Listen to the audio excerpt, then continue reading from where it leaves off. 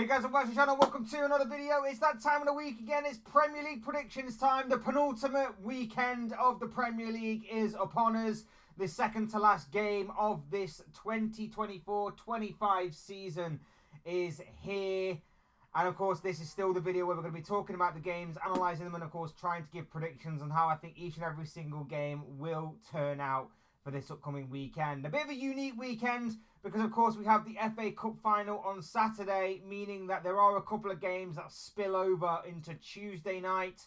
So we'll be talking about all of them as well. But before we go any further discussing all of that and much more, giving my talk, analysis and predictions on how I think each and every single game will turn out, I would like to remind you all to please like the video and also subscribe if you're enjoying the channel and enjoying the content and want to see more content like this. All of those things will be greatly appreciated. And of course, I encourage you all to get involved in the comment section as well. Let me know your thoughts, comments, opinions, but most of all, of course, let me know your predictions on how you think each and every single Premier League game will turn out over the course of the penultimate game of the season's round of fixtures. Sound good? Fantastic. Let's get on with the channel. Let's go on with the video then. Let's talk Premier League fixtures. And first and foremost, we're going to talk about one of the two Friday night games that are coming up. Aston Villa against Tottenham is first on the agenda, coming at you live from Villa Park.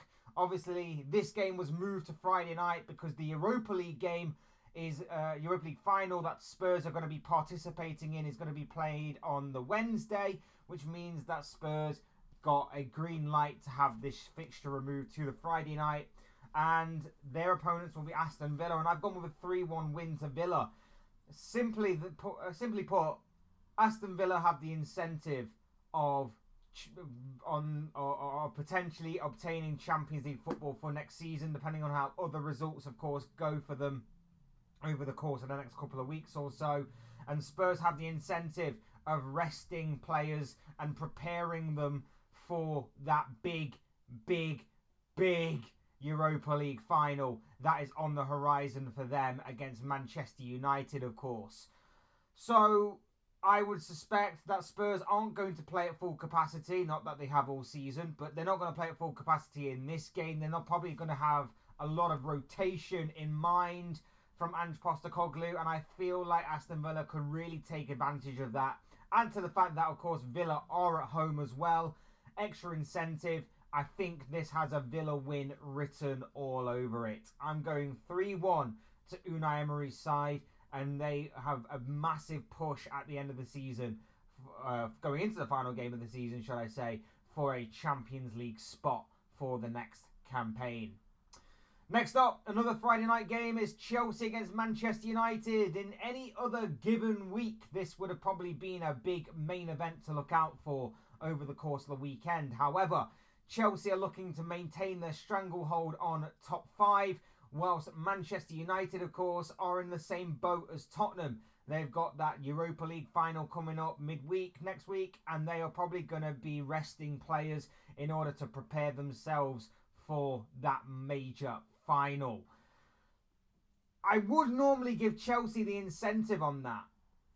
The reasoning is the same. The reasoning and logic is the same, but there's something about Man United this season that when they do face some of the bigger teams in terms of league position this season, United sometimes throw a bit of a spanner in the works. They sometimes turn up for these kinds of games. Look, realistically, Chelsea should be winning this game. We know that. But it's not that there is a possibility for United to get something from this game. It's not that there is a possibility for United to stop Chelsea. And of course, Chelsea are going to be without Nicholas Jackson, missing through suspension. I wouldn't be surprised if United get something from this game. I really, really do. And this obviously goes hand in hand with the video that I made earlier on this week about which club is going to achieve which European competition for next season at the end of this campaign.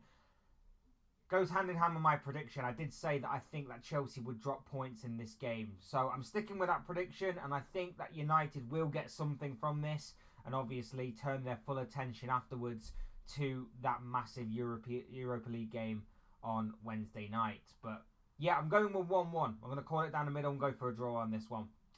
Next up, we're moving on to Sunday's games, and first and foremost, we're at Goodison Park for the final time. For the final time with the men's senior team, at least, as Everton take on Southampton. The final game of Goodison Park on a men's senior level is going to be played out this weekend. And I've gone 2-0 to Everton. It's going to be, I'm sure for Everton fans, it's going to be an incredible atmosphere. It's going to be an emotional one as well. It's going to be, it's going to have all the emotional roller coaster. And I think the Everton players are going to feed off that energy and are already going to win this game. I mean, I would have put them to win anyway against an already relegated Southampton side.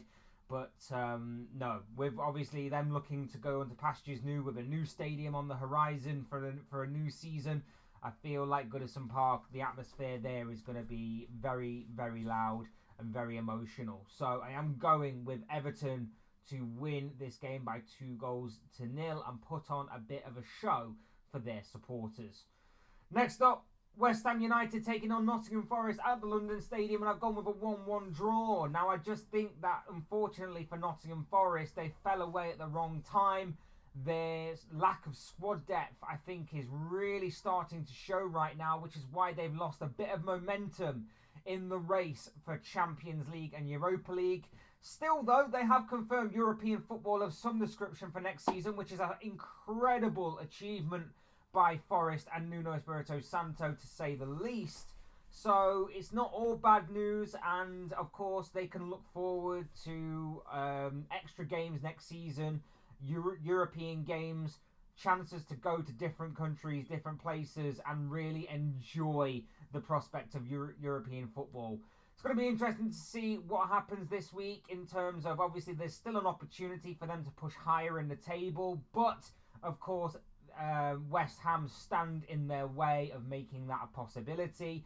West Ham, of course, playing for nothing. They're on the beach. It could obviously work in Forest's favour with them having the extra little bit of incentive, but we did see Forest trip up last week against an already relegated Leicester City side, a result that obviously prompted their owner to storm the pitch in the after the final whistle was blown. So it's going to be interesting to see what happens this week. It's going to be interesting to see if Forest can redeem themselves and, of course, make that final push towards Europa League or Champions League competition for next season. But I don't personally see it happening myself. I just think they fell away at the wrong time. I just think that the unfortunate nature of their squad depth not being deep enough is obviously shining through right now. So unfortunately, I'm going to have to say that Forest drop points in this one. I'm going 1-1 to both teams to take away a point apiece in this one. Next up, Brentford against Fulham. Brentford, one of the more informed teams right now. I've leapt right up the table into 8th place. It looks like it's going to be a decent and respectable finish for Thomas Frank's side. Come up against a Fulham side who have lost their way in recent games. Still, they're just pushing for places. Still, they're just pushing for points. There is the slight possibility, I believe, if I've worked it out correctly, that maybe 8th place might give Europa Conference League action if obviously certain other requirements are met, I believe. But it's not completely set in stone. It's not out of the realms of possibility, though. It's about whether or not these teams can be in the right place at the right time to make that potentially happen. I've gone Brentford to win 2-1. I just think the form of Brentford, the form of Mbuemo, the form of Visser, especially Kevin Schade, who's coming up with a few goals here and there as well. I just think they'll have a bit more firepower than what Fulham have to get across the finish line. So I'm going with a Fulham win there. Next up, King Power Stadium awaits the two of the three already relegated sides for this season in Leicester, taking on Ipswich. I've gone with a 2-2 draw here. This really could be anything. Both teams not playing for anything, throwing caution to the wind. I'm hoping for a bit of an entertaining game, in all honesty, just to make it at least entertaining, which is why I've gone for goals galore. So I've gone 2-2. I've gone with a Desmond, but it really could be anything. Either one of these sides could win. It doesn't matter, does it? Next up, The Amex Stadium awaits the arrival of the Premier League champions Liverpool. Brighton will be giving Liverpool a guard of honour on Monday night in the final Monday night game of the season. And I've gone 2-1 to the Reds. The Reds are currently in Dubai. Well, at least the players are anyway. Arne Slot is partying it up in Ibiza. And the Reds are currently in Dubai following their celebrations of winning the Premier League title, of course.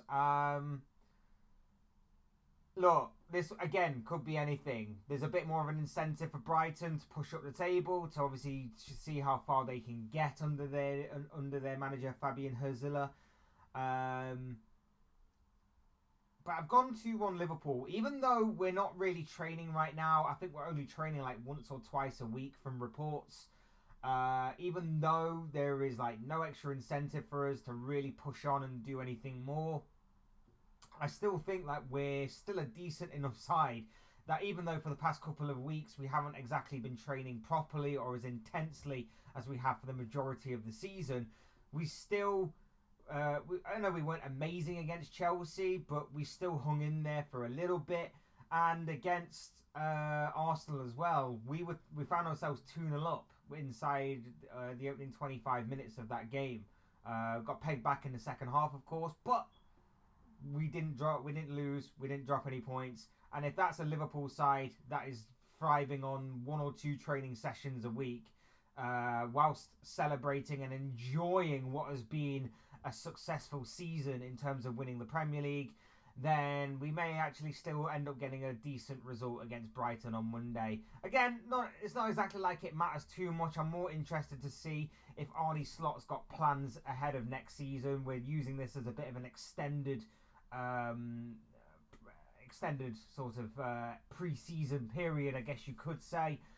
But it's going to be interesting to see how both teams take this one, how both teams react. I'm going for a Liverpool win. I'm backing my team to win, and I'm going for a 2-1 win in favour of the away side. Next up, Selhurst Park on Tuesday night. Crystal Palace welcome Wolves to the capital, and I've gone with a 1-1 draw. Again, nothing really to play for these two teams. Palace will be coming off the back of an FA Cup final, of course, this weekend. So it's going to be interesting to see how they're going to be reacting, whether they win or not.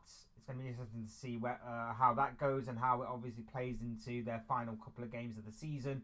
But like I say, there's no jeopardy here. There's no success either from winning, or no major success from winning. There's no chance of them pushing for a European place, of course. We know that. So it doesn't really matter to either of these two teams, to be honest. I've gone 1-1, but this could be any scoreline. If both teams throw caution to the wind, it could be entertaining at least. It could have plenty of goals. I'm going 1-1 though, just throwing it out there as a prediction. Always difficult to predict these types of games where there's nothing really on the line. There's no real incentive for both teams. They're just playing out and going through the motions of the rest of the season. So we shall see. Also, Tuesday night, we'll see the other FA Cup finalists in Manchester City take on Bournemouth, and I've gone 2-1 to Manchester City.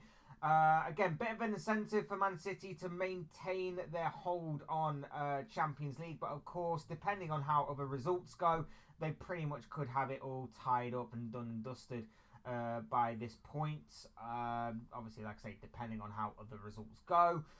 But they have a good opportunity. Bournemouth, like I say, they're a bit more on the beach than most teams. No real incentive to kind of push any higher. Not going to drop any lower. They've got a respectable finish under their belts for this season, regardless of what happens. So it's going to be interesting to see how they handle it. But it's going to be more interesting to see how City can handle it as well. Because it's going to be interesting simply for the reason that if City win the FA Cup, is there going to be a bit of celebration hangover from that? If City don't win the FA Cup, it's been a disastrous season already.